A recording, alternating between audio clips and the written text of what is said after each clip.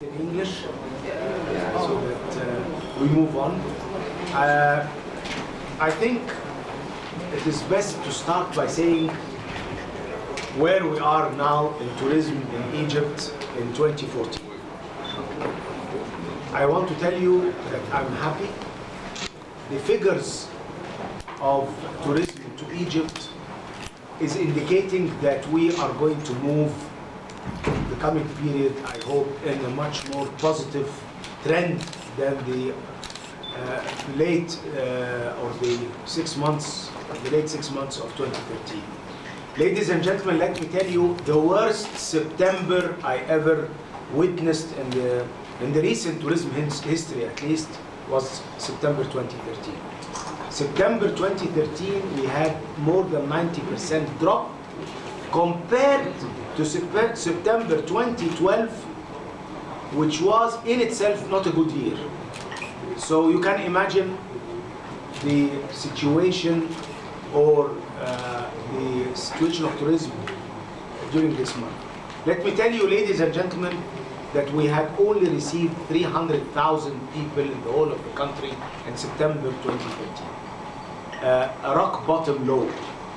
And we had to face the challenge, and the challenge was to remove the impediments or the impediment of the negative travel advisories. So that was the start. I had moved with the Minister of Foreign Affairs very fast, and starting October, we started to witness a slight positive change in the trend. So in October, the figure rose from 300,000 to 562,000. In November, 673, and in December, 677. It is known that in January, things drop after Christmas, New Year, but we look forward that starting February, the one that we're in now, February 2014, we'll start to witness the second half of the winter season, and I have indications that it will move upwards again, hopefully till the end of this year, of course, with some peaks and some valleys in the figures. However, from now until Easter, I believe more and more business will come to most of the touristic sites of Egypt. Having said that, I'm happy to inform you that the least performing products in Egypt was recently the cultural product, which connects Cairo with Luxor and Aswan. And because the impression that Cairo has all these political upheavals happening time and again, we decided to leave this for the moment and have direct access from Europe directly into Egypt, into Luxor particularly. And I'm happy to announce that on the 15th of February, next week, I have a direct flight that is full from Paris, and they need to make it 2 flights the same day to cater for the growing interest of numbers to Luxor, and every week from there on. I have on the 17th direct from London to Luxor both on Egypt Air flights, and it is full too, and the rest of the load factors till the end of the winter season, right after Easter, is 75% load factors on the plane, which is a good figure. And yesterday I had good news from TUI UK that it's going to start flying to Luxor again because of these movements starting the 5th of March. I heard that EasyJet will follow, and I'm going to meet them in London in a few days' time. Tuesday I'm going to London, Samih, and if you're there we can meet and tell you the latest. But I'm not saying I'm concentrating on Luxor and Aswan, but I was concentrating because they suffered a lot and I had to do something, and I did my best, and I'm still doing and moving in that direction. For the Red Sea, I'm a bit more confident that the situation, particularly on the line of El-Guna down southwards to Marsa Alam, will perform better in the coming weeks. And having said that, we're still going to back up all the activities in that respect.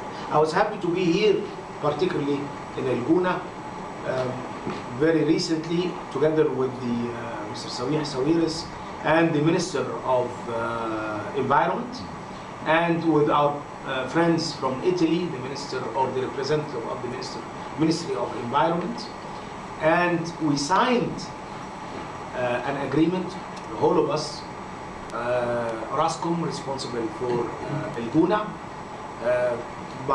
headed by Mr. Sawiris and myself, and Dr. Laila Skander from the Ministry of Environment, and Dr. Clini from the Ministry of Environment of Italy. And we, I think, if my memory doesn't fail me, Samir, we decided to work very hard from ever since that day, for a period of 1.5 years, 18 months. So I'm speaking about 216. We can start it by saying this is the first city or town, touristic town, actually town in this, not only in this part of the world, but in the world, to be carbon neutral. We'll be having a third party guarantees on that, taking measurements of what is happening now, and after we do our activity, what will happen then. I'm sure this will be a very good milestone in the future of tourism of this country, and I look forward for the rest of the entrepreneurs, Egyptian ones and international ones that have interest in this country, to follow suit what my friend and I would say partner, in the sense of that's the way we feel at the Ministry of Tourism, that the private sector is our real partner in that, because they are the real players. We just try to create the environment as much as we can, but they are the guys who bring the business to Egypt. So they are the partners of the government, and I'm happy to say that Samih is moving down that road very well. Congratulations, Samih, on that, and we look forward maybe to invite you again to الجونة when we declare it that it is now officially a carbon neutral town. So I'm happy that you have chosen your venue, your conference, to be here in الجونة, and hopefully in 18 months time you can come back again, not necessarily in a conference, but at least to come and visit, and we'll try to help you to come and witness that, because I believe, Samih, we should have an event, a grand event that day, that we will declare that today الجونة is carbon neutral. So we'll invite all our partners and friends from all over the world to share with us. I'm not sure if I'll be around or not, but at least I'll be around as a friend, sure. as a friend, to celebrate this moment. And I feel that I'm honored to witness the signing of the start of that change and be part of it, hopefully in the future. Having said that, ladies and gentlemen, in spite of everything, I look positively to the future. And finally, I want to tell you that these days I'm working very hard and embarking on a very special campaign, a communication campaign, a very serious campaign that will witness all facets of PR tools, from papers, newspapers, to internet, to social media, to bloggers, to everybody, to reflect the real Egypt, and not the Egypt that some of the media reflects, and that Egypt is not only safe and sound, because I'm sick and tired of that word, to be honest. It is safe, and let's forget about this word. We want to move on building our country at large and reviving our tourism product yet again. And I have all the positive signs from many of our partners. And I had yesterday 4 phone calls to some of the important source markets out of the UK. I had Germany, I had some phone calls, and all of them seem to be positive and interested, and interesting for me to listen to them. And I will not spare myself or my team any moment or any path or any avenue that can make me get get this business back to its feet and even better in the shortest time possible. Ladies and gentlemen, finally I would like to say the 600,000 Polish tourists that we have received in 2010 should be marked by the end of this year. I look forward to this. I look forward to cement the relationship between our two countries. From one end, we look for your support, and your support is basically to help us get this business back to its original figures. And from our end, I know that we have discussed some interesting avenues of cooperation between Poland and Egypt in tourism, particularly in the medical tourism field as one example. And I believe we can achieve that on both ways, and I look forward that in our next joint committee, Polish-Egyptian Committee of Tourism, in April, that we decide on specific action in that respect in the coming week. Thank you very much for allowing me to give you this brief on what had happened recently and what will happen this year.